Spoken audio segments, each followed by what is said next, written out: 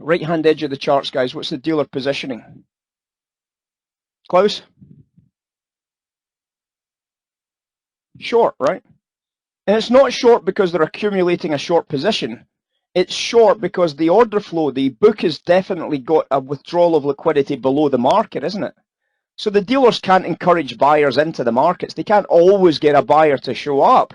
But what they can do is they can soften the sell side. So when we see that there is no real buying, and yet the price is still able to drop off like this, there's no way I'm going to be trying to be a buyer of the markets. That doesn't make any sense to me. My job is to try and be short, because if the price can drop without any book, any dealer selling, without any delta selling, as soon as any delta selling comes in, the price will really drop. So I want to be short these kind of markets. I want to be trying to get into these as sell opportunities, preferably at the top edge. But a lot of times when there's no buyers, you're not going to get a top edge. So the job is to try and get into those types of business. And sure enough, the S&P gets absolutely mauled when the selling really does come in. But do you see how easy that was to spot, Stuart? It wasn't difficult, was it? 61 quarters, 62, 62 halves, or anywhere in that area would have been a relatively easy read, because, well, it's moving without any selling. How is it possible to move without any selling? Because the dealers are withdrawing liquidity below the market and they're adding liquidity above the market. That's why. If they're doing that, what does that mean? That means the market's bearish. If the market's bearish, what side do you want to be on? You want to be on the short side. The challenge, of course, is to try and get on the short side. The challenge is to try and get into a bit of business. That's why we called this idea, when we were talking about the Monday Club exercises, that at the close of every candle, you can put a sell limit in place above the close. So when you think about that, it kind of makes a little bit of sense. So if I go back into that storyline just there, if I go back into that little bit of story, and I say to you guys, right, how are you going to trade this?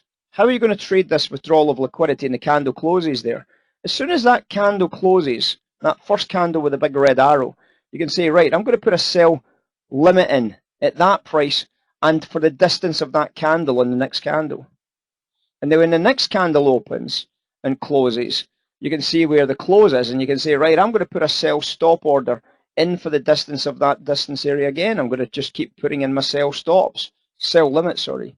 When that candle closes, I'm going to put in my sell limits again. And you just keep putting in your sell limits, and you can see that the price always tends to go one tick into the area before selling back off again. You'd have been able to sell it once, sell it twice, sell it 3 times, sell it 4 times, sell it 5 times. 5 times you would have been able to sell into that little phase. 5 times you would have been able to get short into that trade. 5 times you would have been able to get a sell trade moving if you'd been working those sell orders in line with the dealer's withdrawal of liquidity.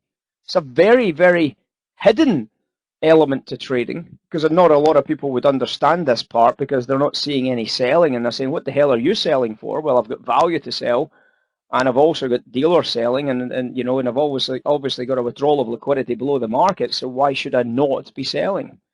So sell it then, get involved. And what happens, of course, is that you then get the big breaker and you make a lot of money. It went 61s down to 45s for a very, very handsome profit for anybody that was just reading that little bit of order flow. Great trade, right? Great trade, but it's part of that withdrawal of liquidity narrative that Klaus was asking about. It's part of that idea that if you can spot the withdrawal of liquidity, you can also spot the dealer accumulation without seeing the delta being accumulated. This is an accumulation.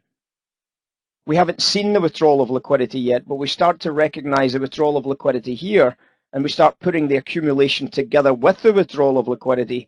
The case just got better. The deal just got better. So when we start seeing the leans at the top edges up here, we can then take advantage of what ultimately turns out to be a $600, $700 sell trade. It's a great trade and a great outcome. So yep, it's a very, very important feature, especially at cash opens, especially, as I said, the oil yesterday going into the private inventories was a little bit special, a little bit smart.